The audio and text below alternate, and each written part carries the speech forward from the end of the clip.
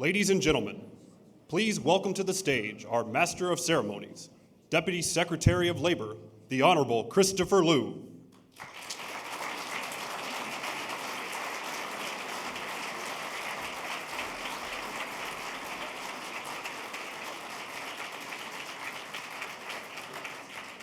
Also, welcome to the front row our special guests, Ms. Victoria Reggie Kennedy and her son, Curran Racklin, and Senator Kennedy's grandson, Max Allen.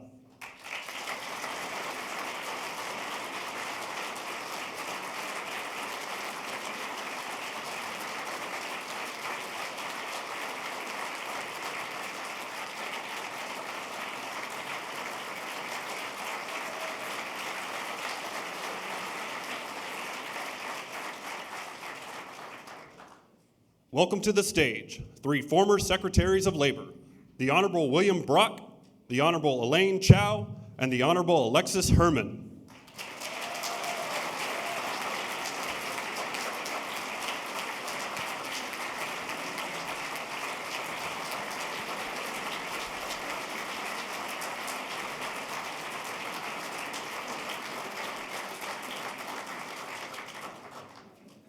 And now, welcome to the stage, the Honorable Edward Kennedy Jr. and the Honorable Patrick Kennedy.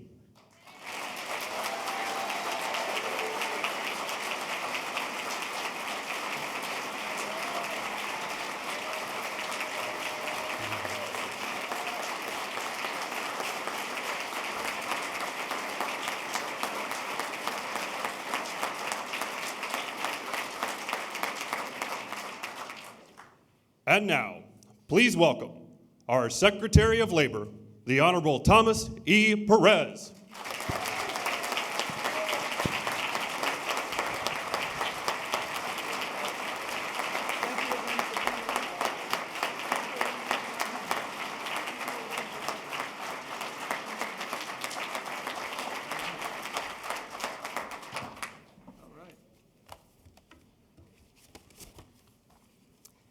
Good afternoon, everyone. Good afternoon. Please stand for our national anthem to be performed by Lisa Larman from the Department of Labor's Employment and Training Administration. And following the national anthem, please remain standing for the Pledge of Allegiance.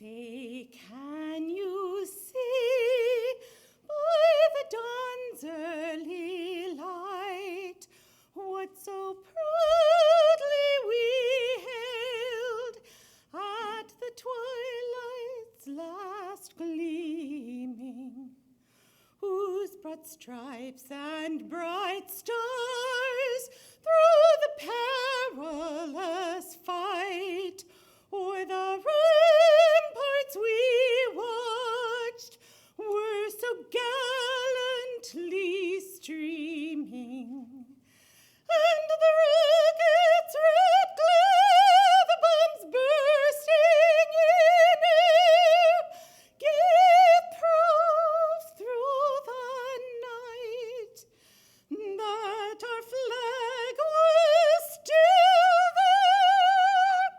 Oh, say, does that star-spangled banner yet wave o'er the land of the free and the home of the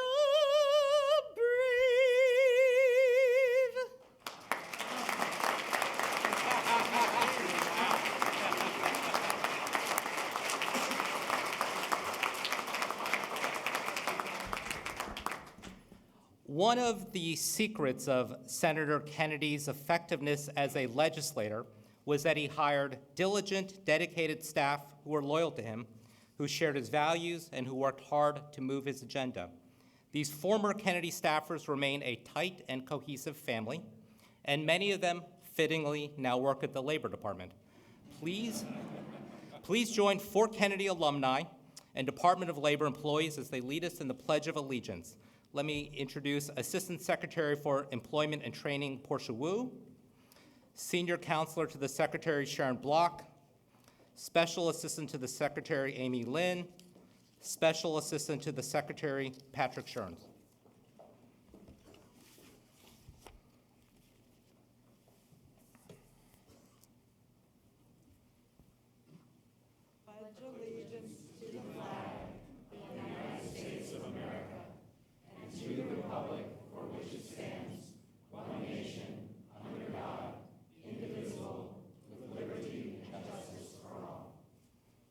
At this point, I'd like everyone to be seated, except for those in the audience who served on Senator Kennedy's staff in one capacity or another.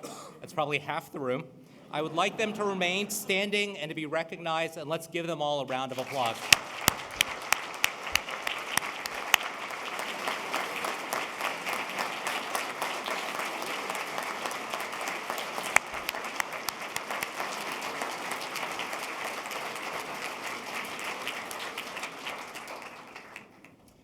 Thank you.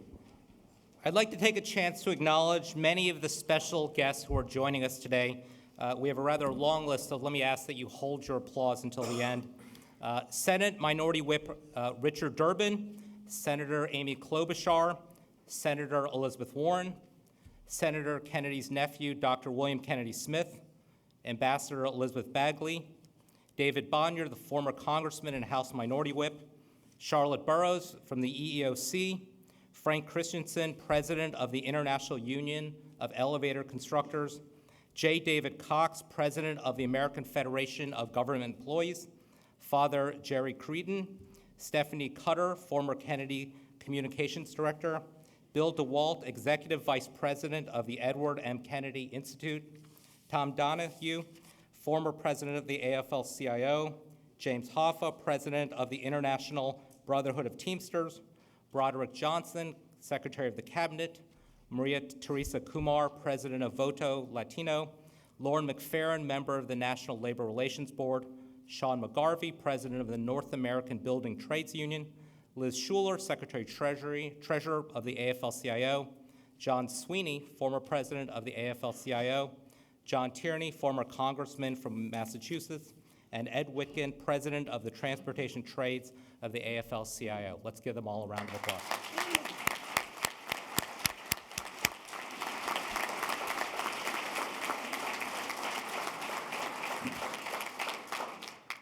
Welcome to the Department of Labor, and thank you all for sharing this special event with us. I'd like to acknowledge the members of the Labor Hall of Honor Selection Committee, Carl Felicio, the chairman of the committee, and who is also the senior advisor to the Secretary for Public Affairs, Solicitor of Labor, Patricia Smith, Assistant Secretary for Administration and Management, Michael Kerr, and Principal Deputy Assistant Secretary for Policy, Mary Beth Maxwell.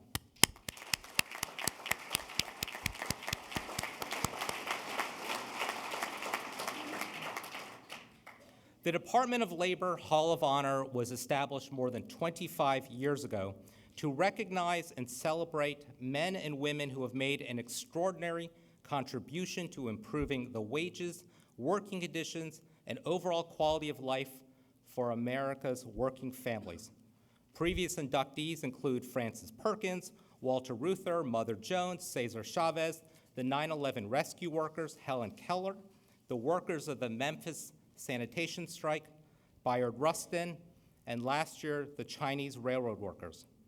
Today, we add one more hero to this distinguished group, Senator Edward Moore Kennedy, who was the U.S. Senate's most fervent advocate for working people during his nearly 47 years of service.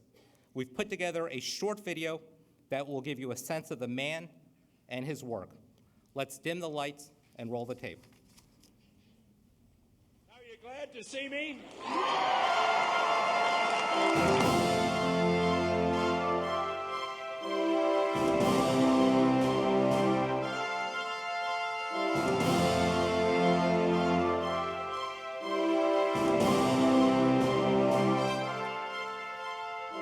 Well, I've never shied away from being called a liberal, but what I have done is stand up for my beliefs.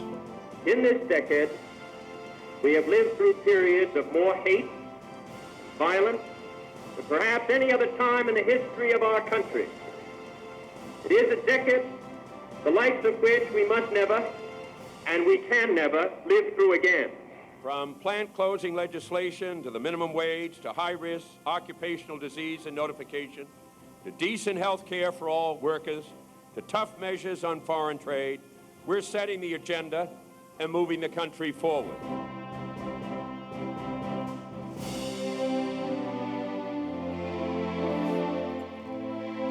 Let us pledge that there will be jobs for all who are out of work, and we will not compromise on the issues of jobs.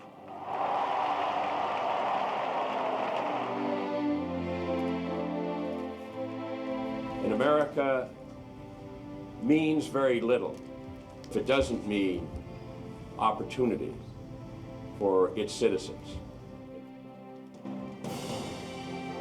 When my brother was elected in 1946 to the Congress of the United States, they said, "What committee do you want to go on?" He said, "I want to go on the Labor Committee." He was on that Labor Committee fighting for workers' rights from 46 to 1952. He got elected to the United States Senate, and he went to the United States Senate. They said, "What committee did you want to be on?" In the United States Senate, he wanted to be on the Labor Committee. So from 1952 to 1960, he was on the Labor Committee. Now that's some 14 years. My brother Bob, when he was elected senator from New York, came to the United States Senate. They said, "What committee do you want to be?" He said, "I want to be on the Labor Committee." And he was on for 4 years. Now begin to add that up. That's 18 years. And when I came to the United States Senate, I said, "I want to be on the Labor Committee too." 45 years. And you'll add the 18, that's 63 years. You throw the 10 years that my nephew Joe was in the Congress fighting for workers, and the 12 years that Patrick's been fighting for workers, that means Kennedys have been fighting for labor for 85 years, and we're proud of it.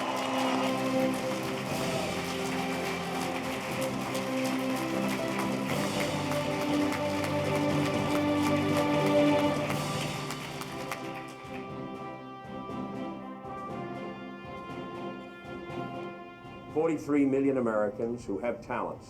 We need those talents. This country needs those talents, and we need them now.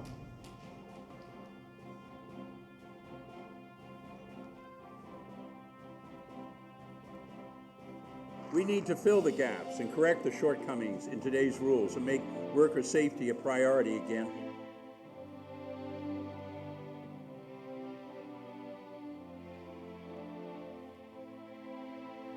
Year after year, we've had the broken borders. Year after year, we have the exploitations of workers. Year after year, we see the people that live in fear within our own borders of the United States for America. This is the opportunity to change it. Now is the time. My friends, if that health insurance is good enough for the members of the Congress of the United States and good enough for the President of the United States, it's good enough for everybody. What is the price that the workers have to pay to get an increase? What is it about working men and women that you find so offensive?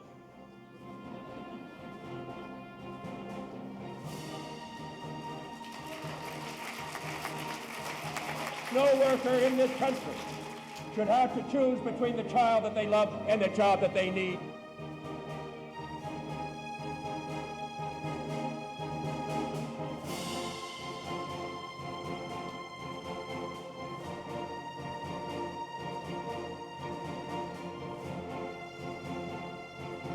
Union bosses are pressuring the Senate to change the rules on union organizing. This is what I say to them. This is what I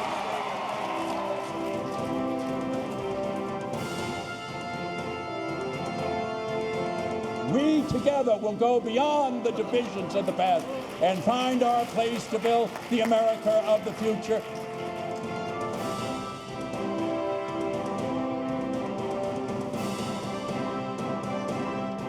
I just want to tell you something right now. The way you spell Kennedy is L-A-B-O-R. And don't ever forget it.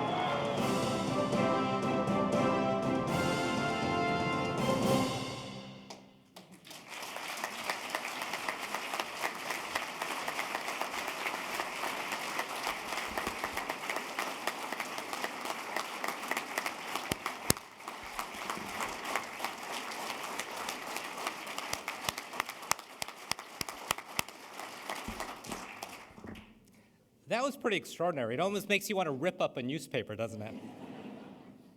Senator Kennedy was a man of deep conviction who was proud to be a Democrat. But over the years, he was known for close bipartisan relationships in the Senate, for working across the aisle to do the people's business and move the nation forward. One of the colleagues with whom he did that was our first speaker. He spent 6 years as a U.S. Senator from the state of Tennessee, and would later serve in the Reagan administration as United States Trade Representative, and then as the 18th Secretary of Labor.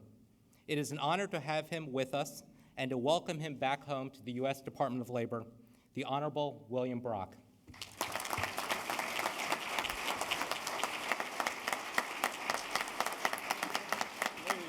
Don't do that. Thank you.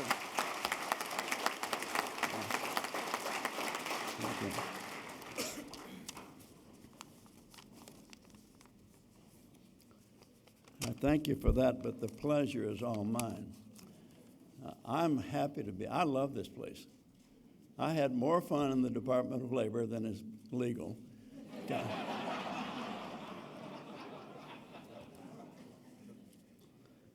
To our Kennedy cousins, clan, staff, to my two successors who know how to really dignify a job around here, Alexis and Elaine.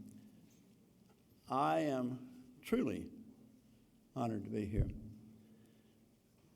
I was thinking about it yesterday, and after listening to that tape, it just reminded me there could be no more fitting place to honor Ted Kennedy than here in the Department of Labor. Here where you serve the cause of 100 million men and women who do the work of this great country. This is precisely the right place to be, for his support of the programs and policies you implement every day was absolute and unceasing. My time here gave me the opportunity to work with some of the finest public servants I have known. Also gave me a chance to prove that government can make a difference to people, whether in their employment opportunities, employment training, their pensions, or ensuring their rights. Senator Kennedy and I shared that confidence in you and in this department, whose primary purpose was to serve the interest of working men and women. Ted Kennedy brought to any working relationship his determination to find solutions important to the people of this country, regardless of partisan consideration. We did not share political labels, but we did share in getting results. It was easy to work with a man like that.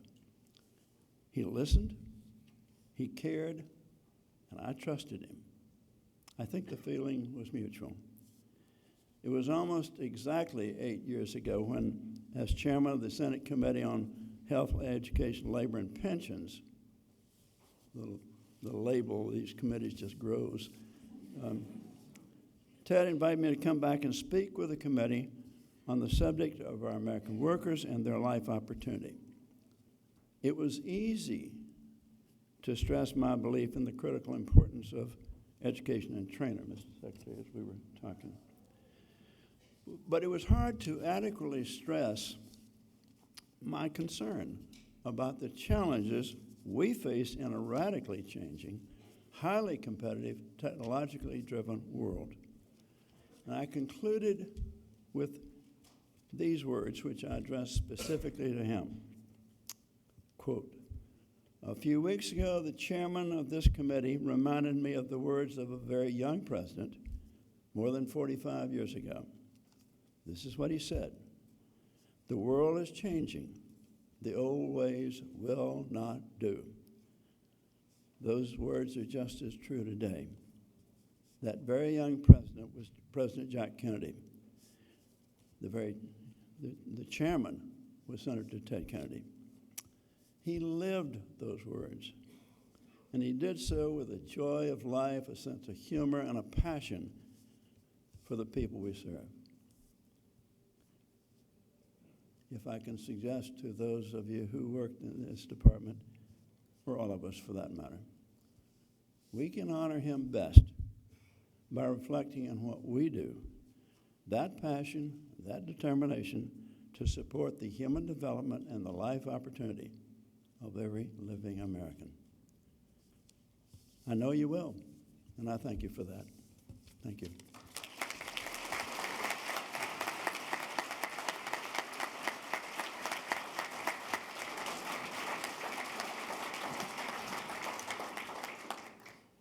Thank you, Senator Brock. Our next speaker is the second longest tenured labor secretary, behind only the woman whose name is on this building. And wouldn't you know it, they both went to school in the same college, fittingly in Massachusetts. From the United Way to the Peace Corps to the U.S. Department of Labor, Elaine Chao's career has epitomized service to others. And can, as I say, as an Asian American, you are an inspiration to me as well.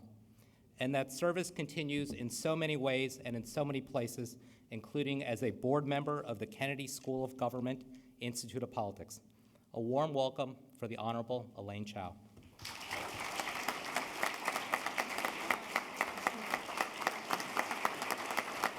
Thank you.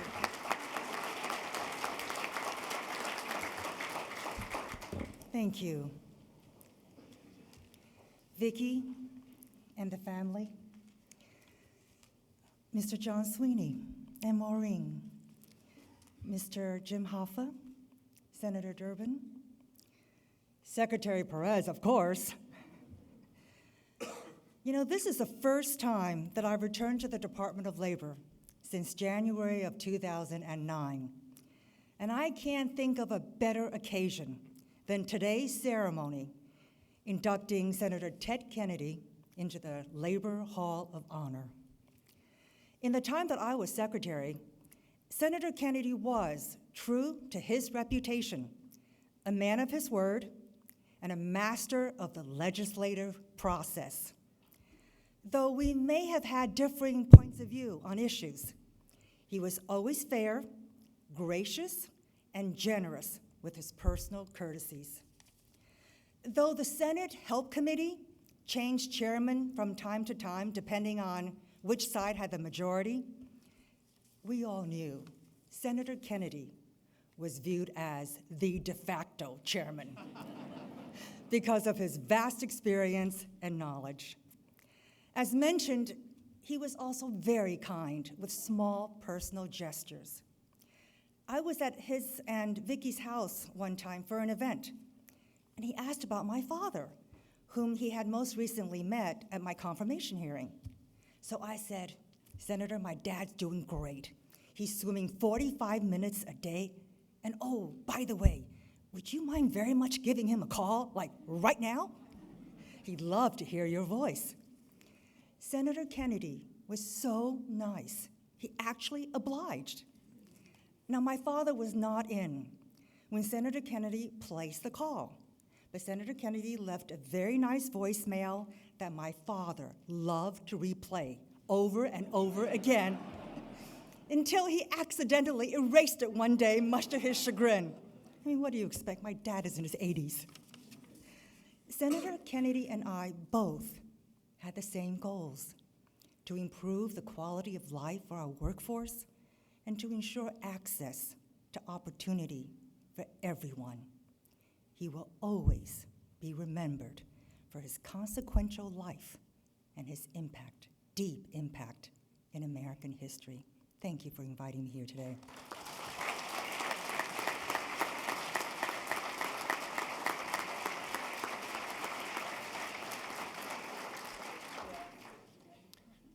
Thank you, Madam Secretary.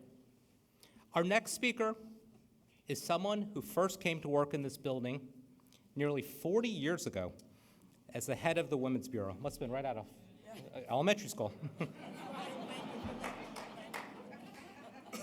She has blazed new trails and broken glass ceilings, always fighting for workers' rights and economic opportunity.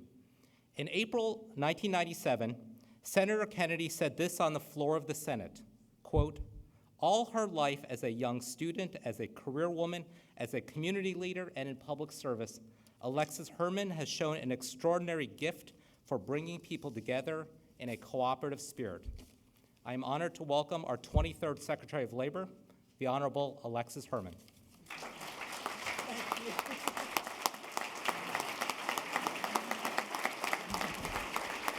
Thank you. Thank you very much. Thank you. And Mr. Deputy Secretary, thank you for your introduction and for that reminder of my elementary school experience for being here. Thank you. I am so pleased and proud to be back here today to honor a man whose life truly, truly typifies what the Department of Labor's entire mission has always historically stood for.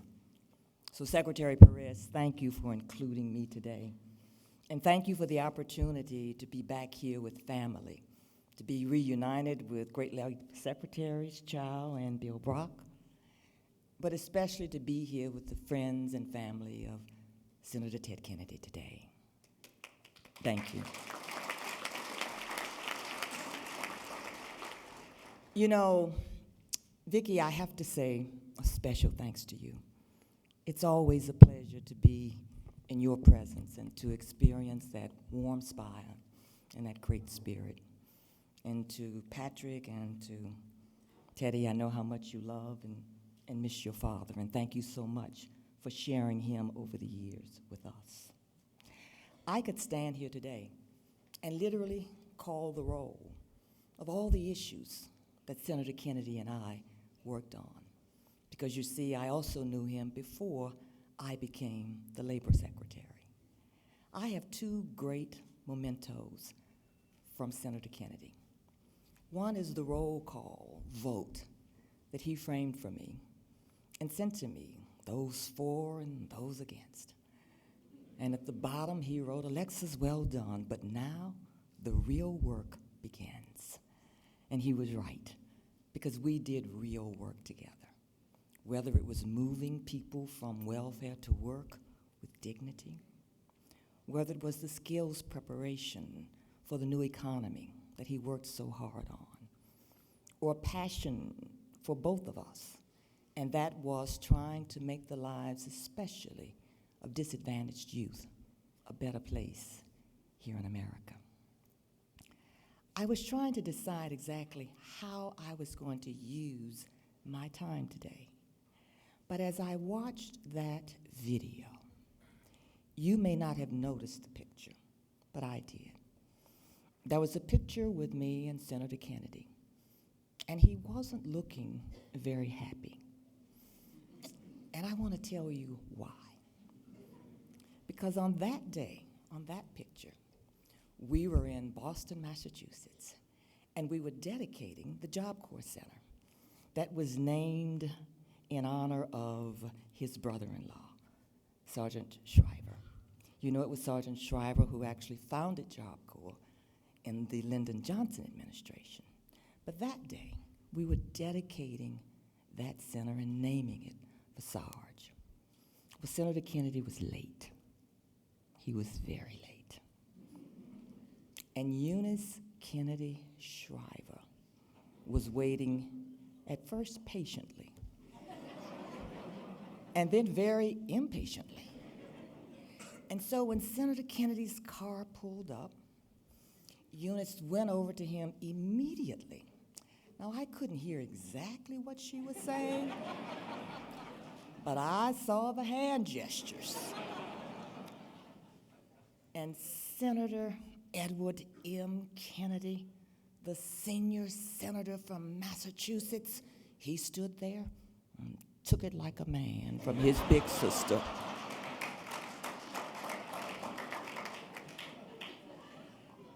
so as we made our way onto a platform that day, similar to this, the security guard who was with us, sort of knowing what had happened, leaned over and kind of knowingly looked at him and went.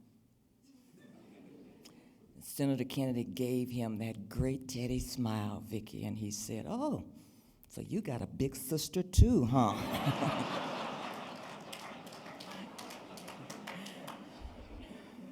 Well, he may have been Eunice Shriver's little brother, but for us, he was always that giant, that hero of a man who made the difference in this country for working families. I said I had two great mementos from him. The other was a framed picture that he had painted. It was a picture of a beautiful field of daffodils. And he presented that painting to my husband and I on the occasion of our wedding. And underneath, he wrote, "May your life together be a life that's full of daffodils." Well, Senator Kennedy gave all of us many, many daffodil moments.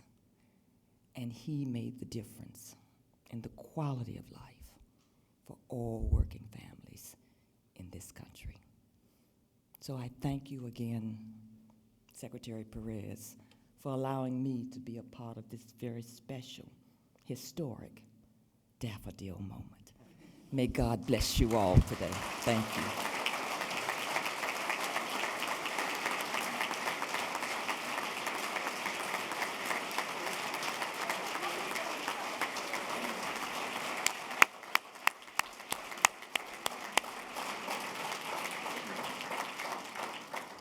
Thank you, Madam Secretary.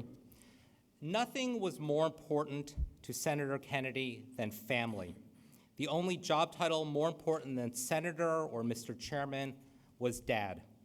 Our next two guests know not just Senator Kennedy, the legislative giant and champion of working people, but Ted Kennedy, the father and the man. And with the work that they are doing, they are literally carrying his torch and continuing his legacy. First, his eldest son, a lawyer, disability advocate, and Connecticut State Senator, the Honorable Edward Kennedy, Jr.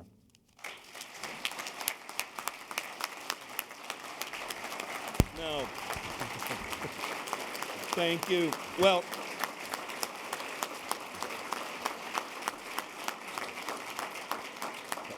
I know that Patrick, who's going to take the podium in just a minute from now, and I just want to, on behalf of Vicki and Karen and Max and William, want to say thank you to all of you.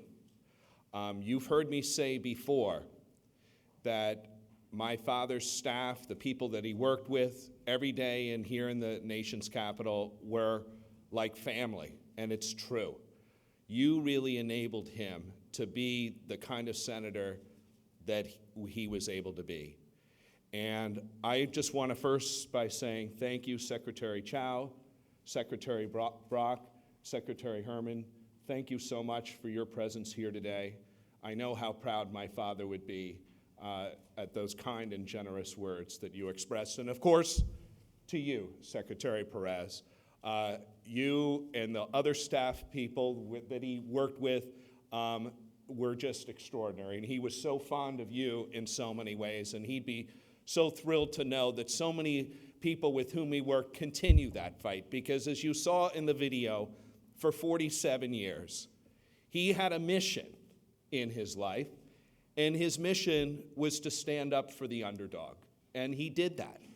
He stood up for working families. You saw the list, from trying to raise the minimum wage multiple times, to expanding health care, to, of course, family and medical leave in the Americans with Disabilities Act, which are issues that I work on today as a disability rights attorney. He was shaped not just from a public policy perspective, but from his own personal experience. He spoke frequently of it, of his parenting me when I was a young boy, diagnosed with bone cancer, and meeting so many other families who had lost their jobs because they had to make a decision of whether to go to the hospital and be with their child or go to work.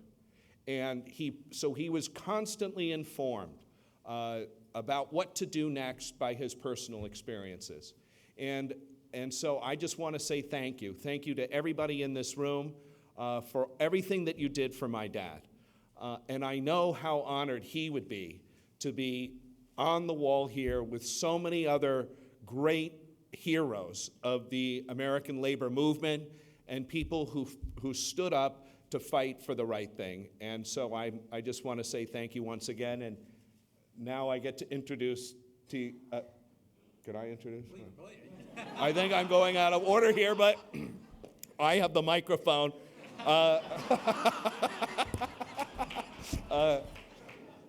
And you all know my brother Patrick. And no one could be a greater champion for fighting on behalf of people with health care issues and fighting for mental health parity than my brother Patrick. And I know how much you loved Dad and how much you were inspired by his work. So please say a few words on behalf of us.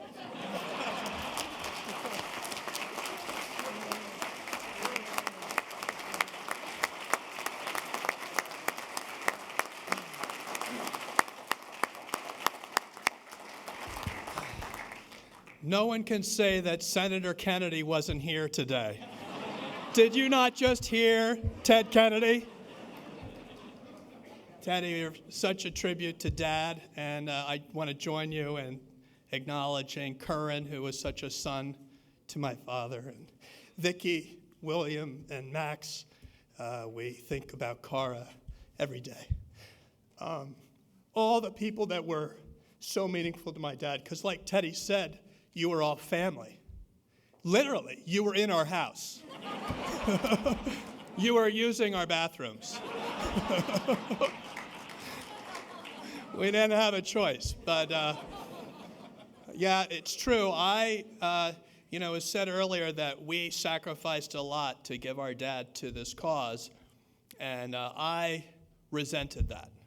I personally wanted to spend more time with my dad at every occasion that I could because he was such a magnetic human being, such a loving person, and so many of you were touched by that as well.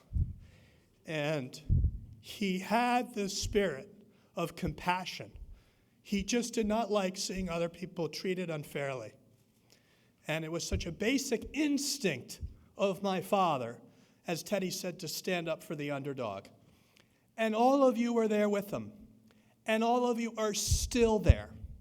Because my dad's legacy, the legacy of everybody that's on this wall, lives in the work that each of you do every day, implementing all those laws that you saw filmed up there. Because those laws, Mr. Secretary, as you just heard from me before we got out here, when I lobbied you to get ERISA laws implemented for the Mental Health Parity and Addiction Equity Act,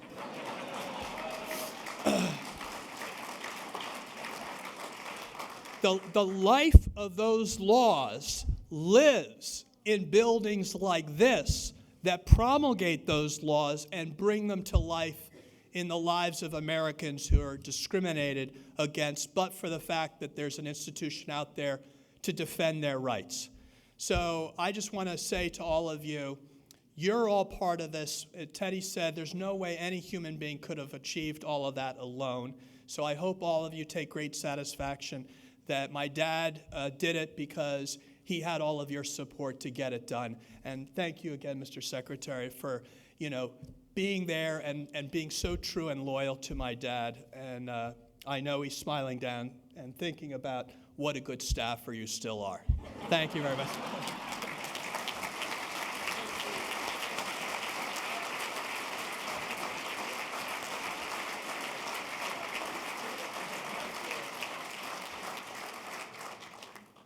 Thank you, Congressman Kennedy. Thank you, Senator Kennedy.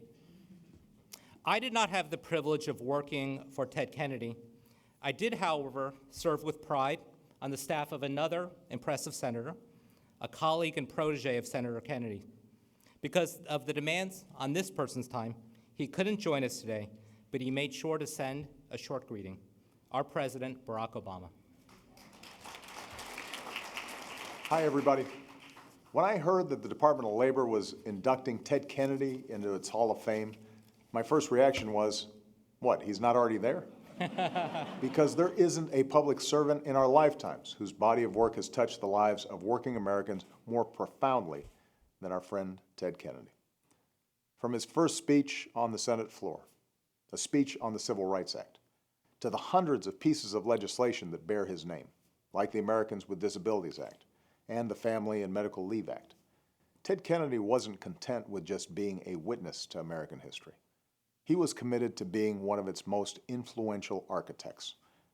When he wasn't busy hammering out a bipartisan bill in private with Republicans who were some of his most vocal critics in public, you could find him down on the Senate floor, belting out one of his famous stem winders on raising the minimum wage, promoting the job training folks needed, protecting the pensions they'd earned, defending their right to organize and join a union, or bringing hard-working immigrants out of the shadows. My only wish remains that he had been with us to cast a vote for the cause of his career, that in the wealthiest nation on earth, health care cannot be a privilege for some. It must be a fundamental right for all. But we can all take solace in the fact that in just the past 5 years, millions of lives have been changed by the Affordable Care Act, a law made possible by Ted Kennedy's vision, his leadership, and his decades of tireless effort to secure access to health care for every man, woman, and child in America. It was a privilege to call Ted Kennedy a colleague, a mentor, and a friend. We may never see another like him, but I'm proud to benefit from the counsel and conviction of so many who served on his staff over the years, including Secretary Tom Perez. And this country is fortunate to benefit from the hundreds, if not thousands, of dedicated Americans who got their start in public service because of Teddy, who because of him just plain refused to leave, and who make sure every day that the dream lives on. To Vicki, Teddy Jr., Patrick, and all of Senator Kennedy's friends, family, and fans, congratulations on this day. Thanks so much.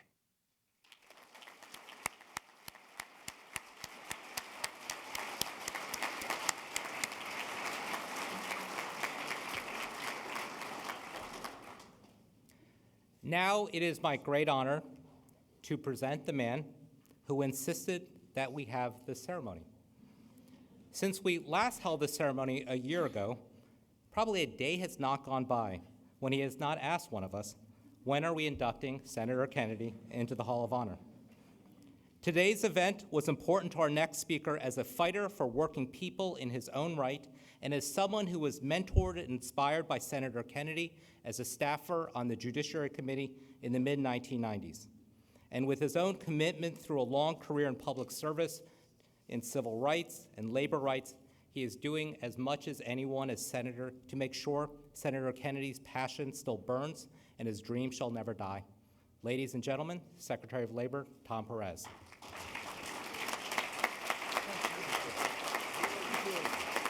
All right. Thank you.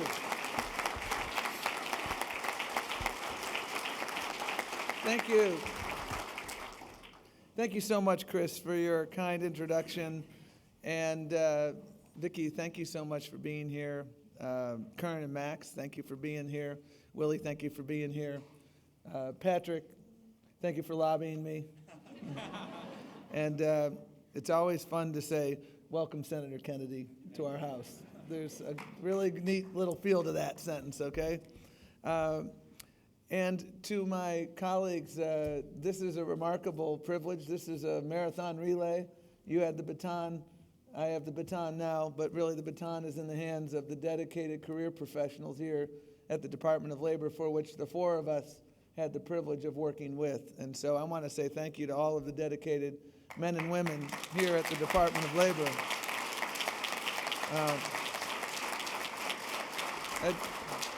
I'd like to single out one person if I could, and I want to acknowledge that there were so many people who put this together, but there is one guy that I need to say something about, and that is Carl Felicio, who really was the architect of today's event. Carl, thank you for your work.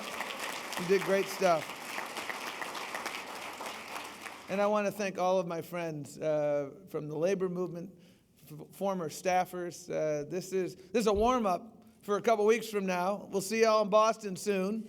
And that is so exciting because you look out in this audience, Vicki, and you do see extended family.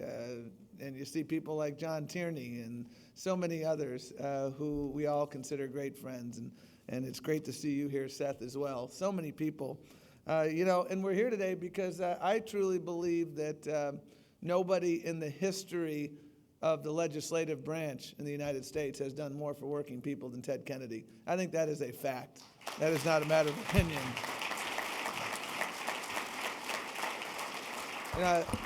I was looking up Baseball Hall of Fame statistics.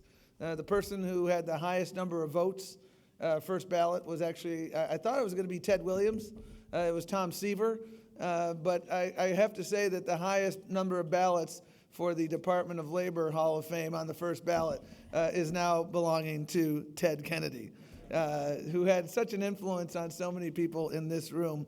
But frankly, what's most important is not the influence he had simply on the people in this room, but on the millions of people whom he never met, but whose lives he changed for the better in so many ways.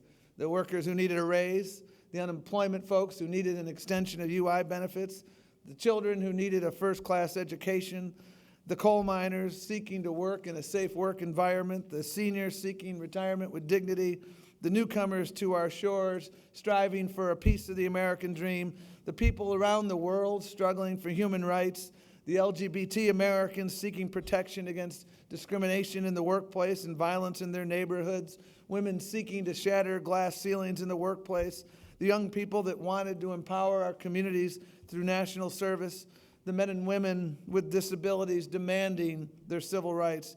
It is for them that he worked so hard, fought so vigorously, and his legacy indeed endures in everybody in this room. It is absolutely accurate for me to tell you that I think about Senator Kennedy all the time. I thought about him last night when I was driving home from work, trying to think about how to resolve an issue that had come up involving the intersection of labor rights and civil rights. Thought about him a lot last weekend when I marched across the Edmund Pettus Bridge to commemorate Bloody Sunday, because as you know, in the Senate half century ago, he was leading the fight for the Civil Rights Act, for the Voting Rights Act, playing a pivotal role in retiring Jim Crow to history's dustbin and eliminating the system of legalized racism in America. And to the day of his passing, he was fighting for voting rights, recognizing that that was the fundamental right of democracy. And if he was in Selma last weekend, and I know he was there in spirit, he would have been at the church that I was at on Sunday, cautioning us against complacency, acknowledging the great work that has been done, but as he said many times, acknowledging that civil rights indeed remains the unfinished business of America. I thought about Senator Kennedy 5 years ago when I was at DOJ and we celebrated the 20th anniversary of the ADA, and I know I'll think about him again this July when we celebrate the 25th anniversary of the ADA. I thought about him a lot when the Supreme Court struck down portions of the Defense of Marriage Act in 2013, and I think about him a lot because I was having the privilege of sitting on the Senate floor during that debate. And by the way, I may need to leave soon because the 90s called, they want my glasses. And so I want to apologize if I have to walk out momentarily. You know, exactly 14 senators had the courage to vote no on that bill. One of them, parenthetically, was someone I met at the Kennedy Library when Eric Holder and I had the privilege of traveling there to talk about the Voting Rights Act. His name was Chuck Robb. And he lost his re-elect campaign shortly after casting that vote, and he was right. And Senator Kennedy said that it was flatly unconstitutional exercise of congressional authority. And he called DOMA, quote, a thinly disguised example of intolerance and a mean-spirited form of legislative gay bashing designed to inflame the public. Less than 20 years later, I'm happy to report, as you well know, he's no longer a lonely voice. because marriage equality is firmly in the American mainstream, as is a society where we've taken so many bold and historic steps toward assuring the dignity of LGBT lives. Although we do have ended a pass, and I will remember that, and we will not quit. And so I think about those things all the time. Those are the big things that I think about. But I must confess that it was the modest gestures as well as the sweeping gestures that I think about all the time. And I know that every Kennedy staffer remembers him for. Because you know what? After a hearing, you never got around to Senator Kennedy until you had prepared the thank you notes. And anyone who is a former Kennedy staffer knows that full well. And when my children receive a gift from a relative or a friend, they all know they better get a thank you note out. And every time they send that out, I say, Senator Kennedy, I do not forget. They knew he didn't do that. And by the way, he didn't just send them to VIPs and the leaders of the organization. He sent them to anonymous folks who did the work that was so critical to making that day a success. He sent them to staffers on the Hill, Republican and Democrat. And I'm so proud to look out in this audience today, not only see Kennedy staffers, but to see our Republican friends as well, because we worked with you, we respected you, and we modeled the behavior of our bosses, as did you. And you know what? I go and visit people, and you see on their walls, you know what you see? You see thank you notes from Senator Kennedy. That was the case, because passionate and principled, progressive, but also pragmatic. That was what I learned from Senator Kennedy. I think about him, frankly, perhaps most of all, as I reflect on how we are going to get out of this gridlock in Washington. And I find myself asking myself, I was asking it a lot last year, how can we get immigration reform to the finish line? What would Senator Kennedy do? What would Senator Kennedy say? Because he was indeed a man of deep conviction. No one was more prouder to be a Democrat. But he also knew that you could not solve problems or move the country forward by isolating yourself in an ideological echo chamber. He believed that responsible governing demanded bipartisan consensus and compromise. He taught me more than anything that idealism and pragmatism are not mutually exclusive, and that they can go hand in hand, and that principled compromise is not surrender. I'll never forget so many of his incidents where he was able to bring people together. You know, some had their lighter moments. I remember sitting behind Senator Kennedy during immigration reform. And immigration reform of the mid-90s had about 80 amendments, and I'd say 75 of them passed on a bipartisan basis, because immigration has never been a partisan issue in this country. Well, I do remember one of the partisan votes, and I don't remember what the issue was, but Senator Thurman led this vote, and Senator Thurman knew how to count votes, and we were in the minority at the time, and that vote passed on a party line basis. And Senator Kennedy, you know, he banged the table and he did everything he could, but he didn't have the votes. And Senator Thurman reached over afterward and he whispered in his ear, and I must confess, at this point in his life, he was slightly hard of hearing, Senator Thurman, and so his whisper was slightly loud. And he whispered to Senator Kennedy, "I like you, Ted. I just don't like what you stand for."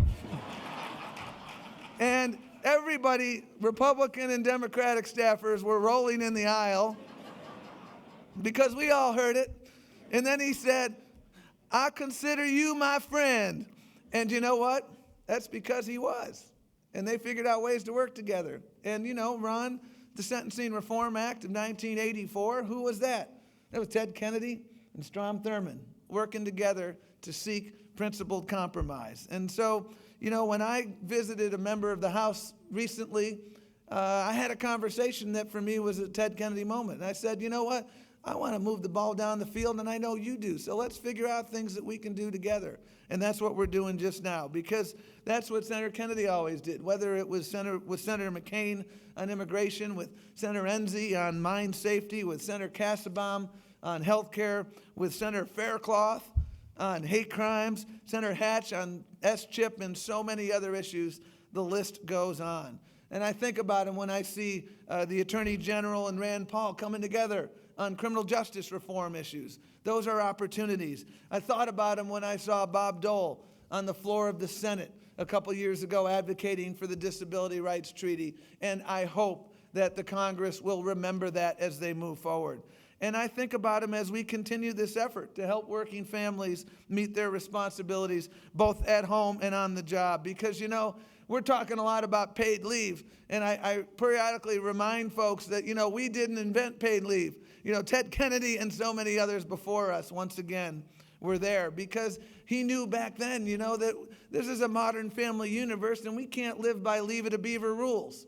And he understood that we need to get into the 21st century on paid leave. And, you know, there is actually a pretty funny story on paid leave that my colleague Sharon was sharing with me, because during a push on the Healthy Families Act, staff had scheduled him to speak to a group of about 100 paid leave advocates. And, you know, he was very excited, but the fact of the matter was he didn't really want to go at this particular time for a very compelling reason. The Red Sox were on, it was the playoffs. So Congressman Tierney and others can appreciate that. You know, we get dispensation from the Cardinal for playoff games. But you know what? He reluctantly went to the event, muttering under his breath muttering under his breath. So, you know, we got there, and person after person, mostly women, came up to tee up stories and talk about how they were fired from the job and how they're making these unconscionable choices between the family they love and the job that they need. And just like Big Papi stepping up into the batter's box, you know, he went on. And sometimes we give him talking points, and I don't know why we wrote them, because he frankly didn't need them. And he particularly didn't need him on things like paid leave, on immigration. He'd get to the Bracero program. He goes through the whole thing. And I don't know why we wrote those. But you know what? At the end of the night, he said, you know, we should do more events like this. This was great. And the Red Sox won, by the way. I am glad to report. So there are so many things about Senator Kennedy that we acknowledge, that we emulate, that we miss. I think about him a lot during the holidays because I really do miss those parties. And there was nothing like a Kennedy Christmas party. And we won't go over all the characters, okay, because they were a lot of fun. And I tell you, my family got a dog a few years ago, and, you know, it's not a Portuguese water dog, but, you know, whenever I see a Portuguese water dog or an owner accompanying the dog to an office, it's hard not to think about Splash, Sonny, and Cappy.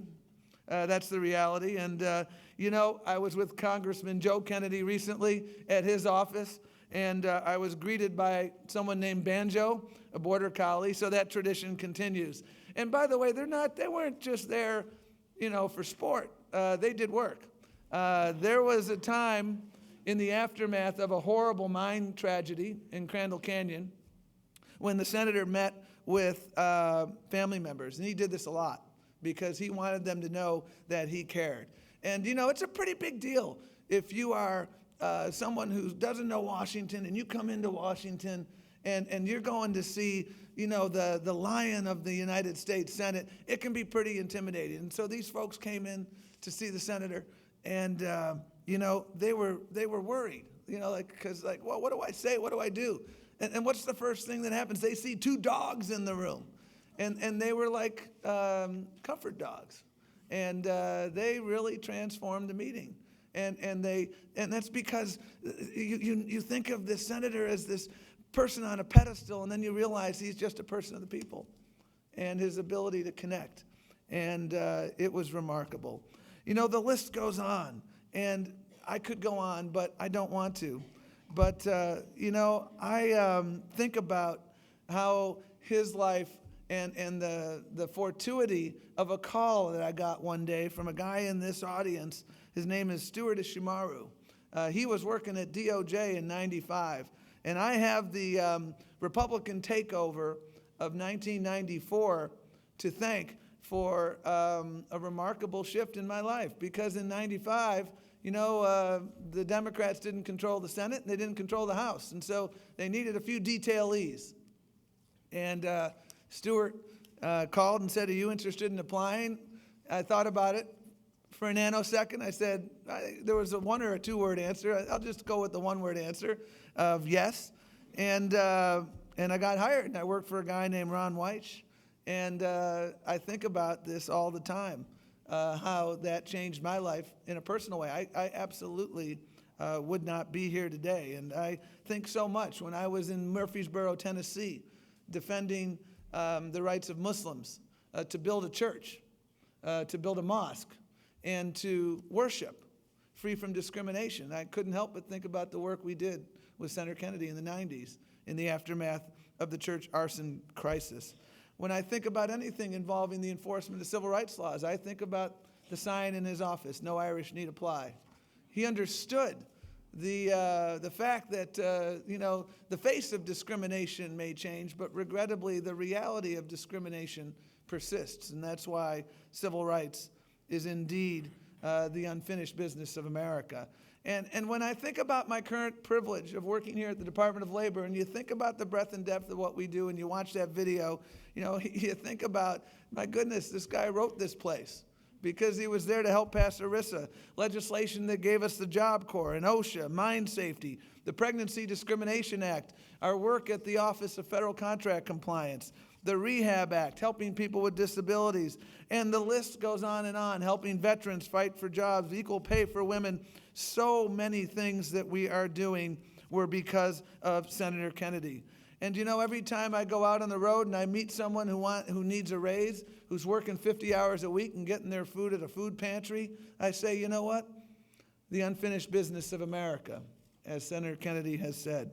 And I think about the 11.4 million people. I think about a guy named Ward that I met in Nashville. He's one of the 11.4 million who now has health insurance.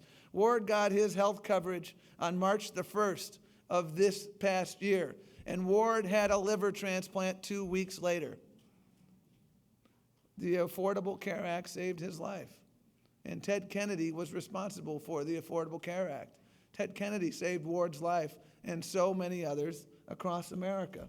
And people ask, Tom, why do you go out so much on the ACA? That's their lane. No, it's everybody's lane.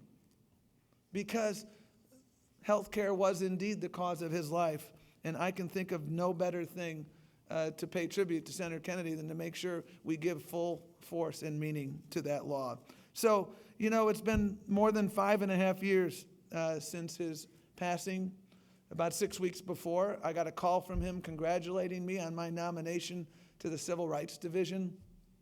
It was my last conversation, but even in those last months, it wasn't about him, it was about everybody else. And that's what I always remember. And I think the best tribute that we all can pay to him includes today and what we're about to do, but it is by no means limited to today.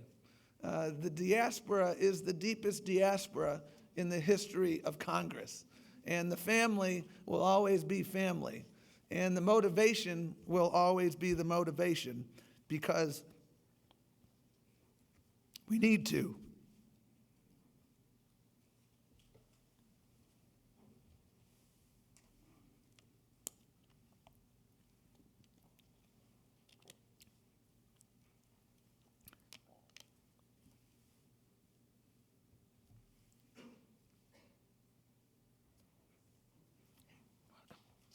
Come here.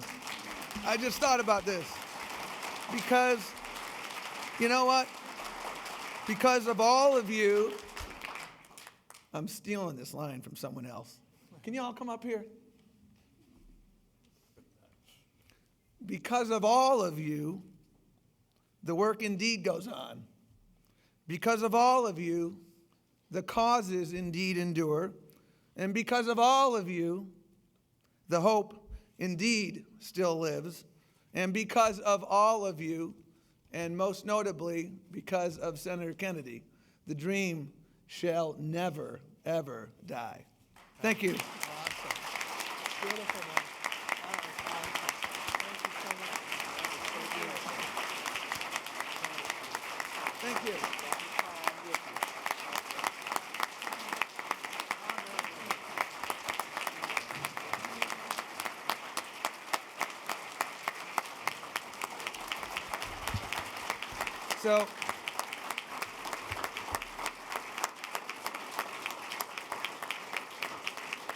So we have one more thing to do then. If I could ask Vicki and our family members, we're going to go out here and through into the other part of the department where we are actually going to go to the Wall of Honor and formally induct Senator Kennedy into the wall. So we're going to go this way, and we will ask you to follow us, and we will complete this ceremony out there. Thank you very much.